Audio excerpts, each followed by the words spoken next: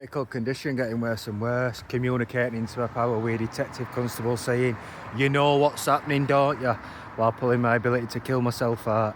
So basically, if my power over my own life getting worse and worse, control over my own life getting worse and worse, and because they're stripping more and more of my power out, if I ever kill myself, I get suffocated.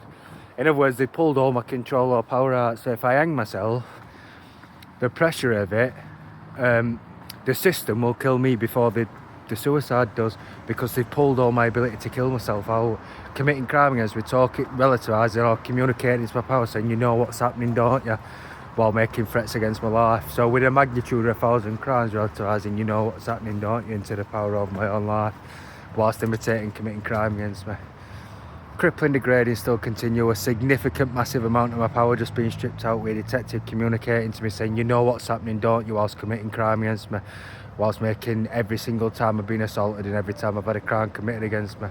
Crippling, degrading, like I've said, I've just had to leave the Wetherspoons because of how serious it was. It's not mental illness in any way. I've been in there loads of times over the years. They just decide what they're doing all day, every day. Crippling, degrading, making threats against my life, then saying sorry for it, and imitating an apology into the power of my own life whilst committing crime against me. Crippling, degrading still continues. They've completely destroyed somebody's life to make a human punch bag. They've absolutely wrecked somebody's life all day, from the moment I'm waking up to the moment I go to sleep at night. My entire power in society snagged with a detective constable saying sorry for 1,000 crimes, imitating his entitled to my power and humiliating me while giving him, in other words, giving himself power while committing crime against me, saying sorry for committing crime against me and imitating overpowering me while afflicting catastrophic degrading. Crippling, degrading still continues. Threats against my life, you know what's happening, don't you, as a transgression.